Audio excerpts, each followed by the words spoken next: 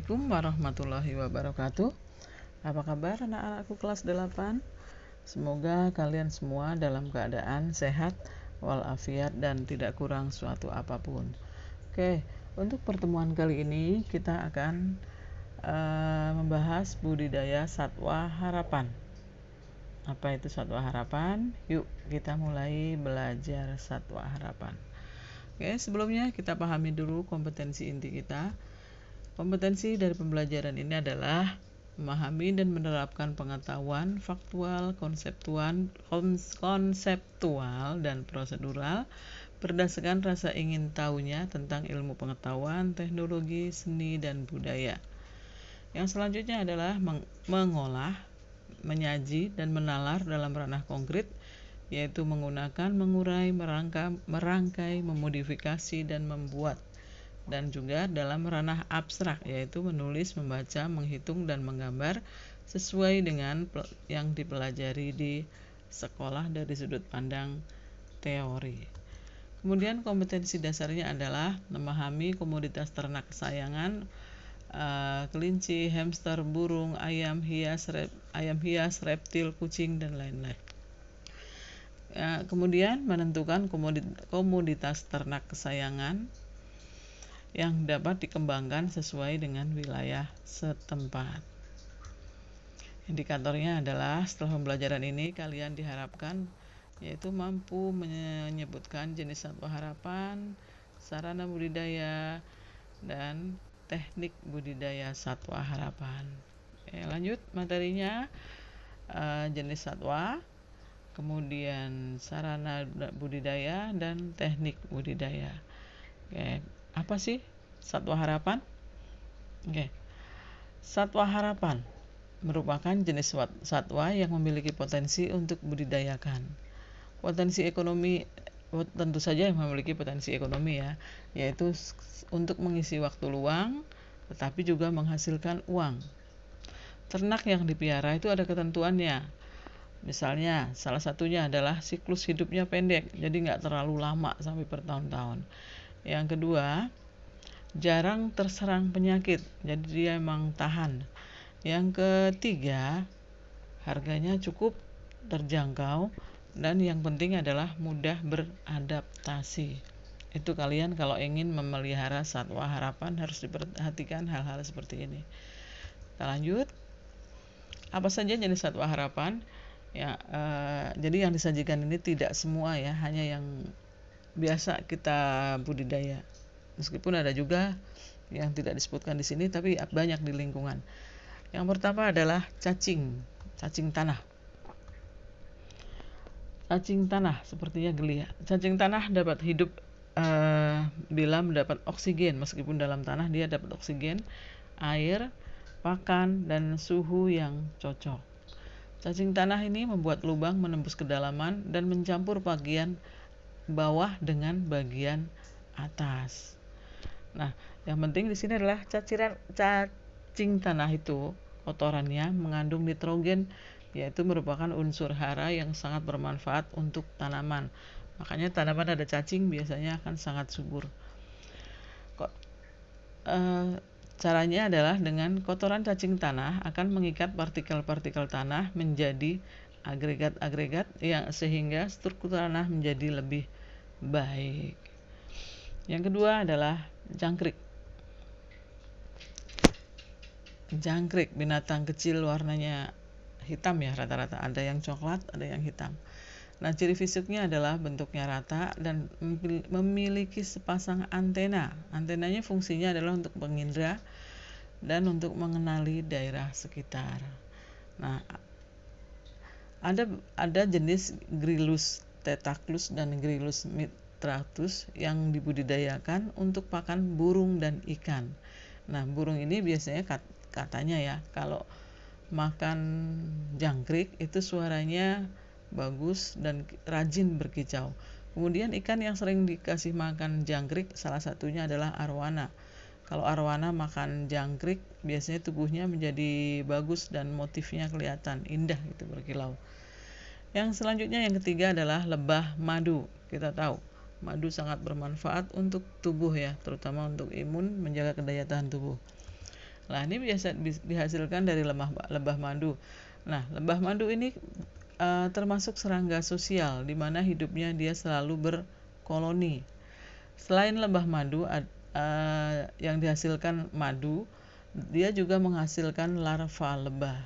Nah, lebah madu ini banyak dibudidaya di daerah di pedesaan ya, terutama di sekitar hutan, karena dia menggunakan seperti gelondongan kelapa ya. Bisa juga dibuat dari kayu-kayu, itu dibuat kotak. Disitulah dia berkembang biak. Nah, kalau di habitat alaminya, lebah membangun sarang di dahan atau di cabang-cabang pohon besar. Sarang bagian atas digunakan untuk menyimpan madu, dan yang bagian bawah untuk mengerami telur yang nanti jadi larva. Oke. Yang selanjutnya adalah ulat sutra. Nah, untuk apa sih ulat sutra kalau dipelihara? Nah, ulat sutra ini sebenarnya adalah bahan dasar untuk membuat kain ya, kain sutra, bagus banget. Nah, ulat sutra adalah satu keluarga serangga yang berukuran besar dan banyak ditemukan di hutan tropis dan subtropis, termasuk Indonesia, Cina, dan di Asia Selatan ya. Attacus atlas termasuk hewan polyvoltin. Jadi ulat sutra ini termasuk hewan polyvoltin. Artinya hewan ini dapat hidup sepanjang tahun dan termasuk serangga polyphagus yang dapat hidup pada 90 golongan tumbuhan. Jadi dia makanannya cukup gampang, apa saja mau gitu. Kalau berminat boleh, tapi ya yang geli jangan. Kita lanjut lagi. Kemudian sarana produksi. Kalau kalian pengen piara hewan satwa harapan. Yang pertama adalah bahan yang pertama adalah bibit. Bibit harus yang sehat dan tidak cacat. Ini kurang 1 nulis bibit harusnya. Contoh bibit yang untuk jangkrik. Sebaiknya induk maupun bejantannya diambil dari hutan atau dari hasil tangkapan. Kenapa? Karena kalau dari hasil tangkapan itu kan liar ya. Dia punya daya tahan tubuh yang sangat bagus karena emang sudah terbiasa dengan segala kondisi alam. Kemudian yang kedua adalah kalau untuk pejantan, kalau diambil dari luar itu biasanya dari tangkapan itu biasanya dia lebih agresif. Terus ini adalah pakan. Pakan ini sangat penting karena dia bisa menentukan tumbuh kembang dari satwa tersebut. Pakan yang harus diperhatikan adalah nutrisinya harus lengkap, di mana dia harus mengandung energi, protein, vitamin, dan mineral dan air. Pakan ini bisa berasal dari pakan alami, yaitu bisa dari tanaman, limbah organik, sisa-sisa makanan, maupun dari pakan buatan. Jadi dicampur antara buatan dan yang dari bukan buatan. Selanjutnya adalah obat-obatan. Nah, obat-obatan ini fungsinya bisa digunakan untuk mempercepat pertumbuhan, untuk memacu ya, atau bisa juga untuk pencegahan dan penanggulangan penyakit. Yang selanjutnya adalah air. Yang keempat ini air. Air selain berfungsi untuk minuman, juga berfungsi untuk menjaga kelembapan udara di sekitar kandang. Nah, selanjutnya nih yang tidak kalah penting adalah kandang itu sendiri. Kandang itu berfungsi sebagai pelindung dari cuaca buruk seperti hujan, panas, angin, serta gangguan binatang lainnya. Ada syarat kandang yang baik. Ini syarat kandang, maaf ya tipe. Yang benar adalah syarat kandang. Yang pertama cukup luas sehingga ternak dapat bergerak dengan bebas. Yang selanjutnya adalah untuk menunjang produktivitas. Sirkulasi udara harus baik. Yang selanjutnya adalah harus bersih, harus rajin dibersihkan supaya tidak lembab dan sehat binatangnya. Tersedia pembuangan limbah. Yang selanjutnya adalah teknik budidaya. Tekniknya apa saja? Yang pertama adalah pemeliharaan kandang, di mana kandang harus rajin dibersihkan minimal 1 minggu sekali, supaya itu tadi yang sudah disebutkan tidak tidak lembab. Kalau lembab itu akan mudah tumbuh jamur atau bakteri sehingga akan mengganggu pertumbuhan dari hewan ternak, hewan satwa harapan. Kemudian pemilihan bibit.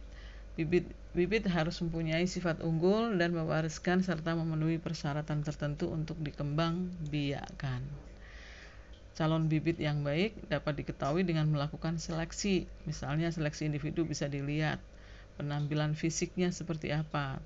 Sehat, lincah, bentuk tubuhnya yang bagus, seimbang dan tidak cacat. Gitu. Itulah ciri-cirinya. Yang selanjutnya adalah pemberian pakan. Pakan merupakan faktor utama dalam produktivitas ternak. Berikan pakan itu yang baik dan sesuai jenis satwanya. Yang keempat adalah yang harus diperhatikan, pencegahan hama dan penyakit. Ada 2 jenis hama. Yang pertama adalah hama sebagai kompetitor dalam pakan, seperti semut dan kutu. Bisa-bisa makanan yang sudah kita siapkan ternyata didahului oleh semut dan kutu. Yang kedua adalah hama sebagai predator. Maksudnya di sini adalah dia mengancam dari satwa itu sendiri. Bisa dimakan. Biasanya rata-rata dimakan sih. Yang biasa memakan satwa harapan itu biasanya ada ular, tikus, dan kalian bisa lihat yang lain. Oke, sampai di situ saja untuk pembelajaran, dan ini adalah evaluasi. Evaluasinya yang pertama adalah tuliskan 5 jenis satwa harapan yang ada di sekitarmu, yang kalian lihat aja. Yang kedua, tuliskan pakan yang sering diberikan. Yang selanjutnya, tuliskan teknik yang digunakan supaya satwa kita itu sehat. Nah, di mana jawabnya? Kalian cukup jawab di kolom komentar di YouTube, di channel YouTube ini ya. Oke, jangan lupa tetap sehat, tetap jaga kesehatan, tetap jaga 5M. Pembelajaran kita sampai di situ ya. Semoga pembelajaran kita hari ini bermanfaat. Bisa kalian coba di rumah untuk memelihara satwa harapan, dikembangbiakkan. Siapa tahu bisa menambah nilai ekonomi dan untuk mengisi waktu luang yang bermanfaat. Oke, Ibu cukupkan. Sehat selalu, jaga kondisi, jaga imun supaya aman, dan tidak lupa juga jaga iman. Ibu tutup. Assalamualaikum.